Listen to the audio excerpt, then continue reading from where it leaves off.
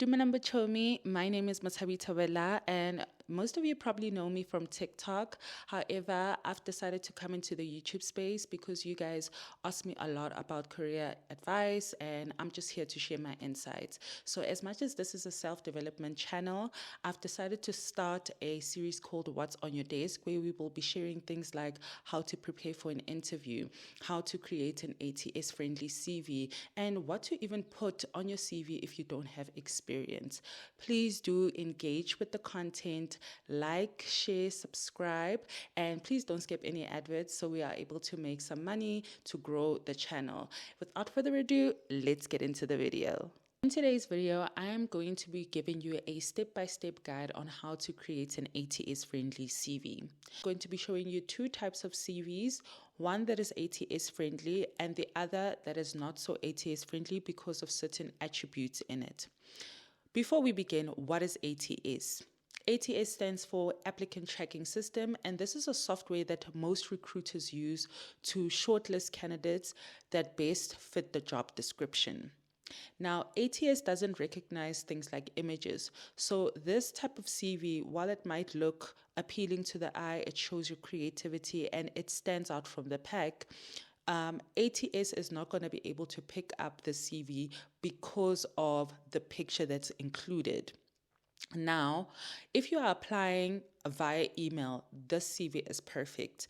Or if you are in the modeling industry or you are in the marketing industry, this CV is perfect. However, if you are putting it in a job portal that is linked to an ATS system or software rather, then this CV is not going to be picked up. It's just going to leave a huge blank space and it'll tlhaka-tlhakanya CV ya hao basically. So here is an ATS friendly CV. I will zoom in step by step so you know how to draft your CV. This template as well, I got it off of Canva. So if you want to use this template, please do click the description box, the link in the description box. Okay, so the first thing we're going to start with, obviously, is your name. Your name needs to be big, it needs to be bold. And also a lot of people say ATS doesn't recognize colors. It does, but it's best also to go with colors that are corporate friendly. So your black, your navy blues, your gray tones, dark colors. So you can use color, but just make sure it's appealing, because if you're going to use a bright yellow or a red or your favorite color pink, it gives off a little bit of, childishness. But yeah, that's my take. So we're first going to start off with your name in bold. Name and surname, if you've got more than one name, included too.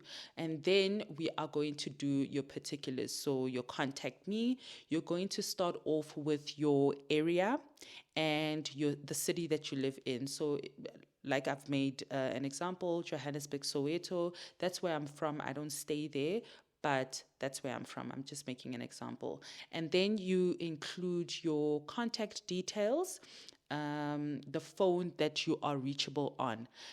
Yo, guys, but like some of you are your own cause of your own demise. Like you are the cause of your own demise. Why I say this, there's people who literally have 4 numbers. Please tell me why. Please include one phone number where they can reach you. And if you don't have that one phone number, ke kopa ulo rika phone number. We use it as your primary number where you are reachable. Don't include 100 gazillion numbers, because the recruiters are just going to move on to the next. Like it's nitty-gritties that show that either you are a reliable person, but if you have like the number they're just going to move on to somebody because they've got a lot of candidates they need to scan, guys. So don't make it difficult for them, okay? My lighting keeps on changing. Please excuse that. And then, guys, do include your primary email where you are reachable, and as well as your LinkedIn profile. Do subscribe to the channel because I will be giving you some advice also on how to prepare your LinkedIn profile so it's appealing to recruiters. So that is your contact me. If you do have a portfolio, please include the link. Recruiters love to see that. Now, guys, we're going to move on to the profile or your summary. Now, your summary consists of your soft skills, your job title, the years of experience, if you may, and your passion. It must be short, sweet, 2 to 3 sentences. You say what you say, you're out. Okay, I've given an example here so you guys can chop and change. Please don't cut and paste, because that means if 100,000 people see this, 100,000 people have the same thing. So that is your summary. You say what you say, short description of yourself, and yeah. Then we're going to move on to your skills. Now, I like to separate my technical skills to my job skills. My technical skills, I would include things like softwares that I'm proficient in. So Barn, CRM, Filmforth, Clipchamp, Photoshop, InDesign, depending on your industry. But I do include these so that the ATS system can pick it up if it's in the job description. And then I separate them from my job skills, which is editing, copyright, SEO, Google AdWords, PPC, so that you might have mentioned it in your job description, but you are mentioning it again on your job skills or your technical skills. Remember, your CV goes through an ATS system first. Once it's been shortlisted, then a human being sits and looks at the shortlisted CVs. And so you want to make it easier for the ATS system to pick it up, whether it's on the job description or the technical skills. And then you also want the recruiter to be able to pick it up easily the way you've structured them out. So yes, that is your technical skills and that is your job skills. Then, guys, we're going to move on to the work experience. This goes without saying. It's always your latest job first and then going down. Don't include the first job when you worked in 19 months and then you got hired, go kai kai, then you're going, no. It's your latest job and then going down, right? And then it's your job title, the company name, the day you started, and if it's your current job, you say to current or say to the date where you ended. Let's talk about job description.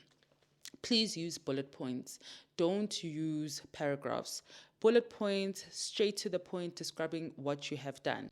Now, I have said this before in my TikTok video. You need to tailor make your CV to suit the job description. And I had a lot of people be like, Mo, that means every time I get up, like if I apply to 50 jobs, that means I need to do 50 CVs. No, your work of line doesn't change within your industry. So I'll make an example. As a content creator, you are expected to know how to, number one, create content, whether it's for print or it's for digital. So that's bullet point number one. You know how to create content. Number two, you are expected to know how to edit. So part of your job description is editing.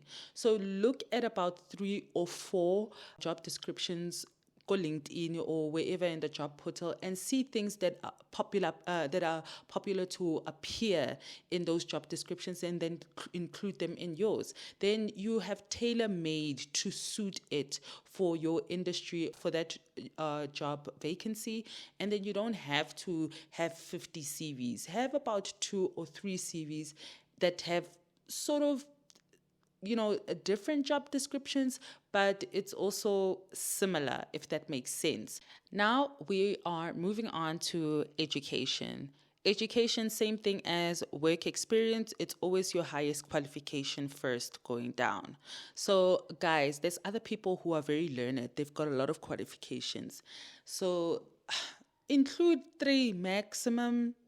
You want your CV to be 1 or 2 pages long. You don't want 3 pages, 4 pages, unless you've got more than 8 years experience, and then you are creating a resume, not a CV. So that's different, depending on your expertise and your level of experience. But if you've got like literally less than 6 years experience, keep your CV short, 1 to 2 pages. So if you've got more than 3 qualifications, basically there's no way you are going to have a master's degree if you don't have matric. And I'm not talking about those people who bought their papers. So best believe the recruiter knows. If you've got a master's degree, an honors degree, you do have matric. So don't include it. So it's your highest qualification. Start with the qualification type, the university or college that you went to, when you started. Don't mind my son knocking. When you started the qualification and when you completed it. Simple as that. Clar. Finally, guys, if you like to include references, you can. I personally don't. However, if you do want to include a reference list, you can do so, and I've obviously provided an example. It's always the person that is most relevant to your work experience. So if your latest work experience is you working at Communications Pro, make sure your reference list is somebody starting off also with Uncle Communications Pro. So it's their name and surname, their job title at Communications Pro, and then include two numbers, their cell phone number and their work number, so that if they don't find them here, they're able to get them there. So a telephone number also shows that you were working in a reputable company. So but they don't mind cell phone numbers, just include two so you can show who it is. And that is it, guys. This is the template of an ATS friendly CV. If you, like I said, if you want to find this specific template, I've included a link in my description box. It is on Canva, and for those who don't know how to use Canva, I will be doing a video, so make sure to subscribe to the channel and put on your notifications bell so you are notified every time I drop a video. I will be dropping every Sunday at 6 p.m. So yeah, guys, I will see you in my next video. Bye.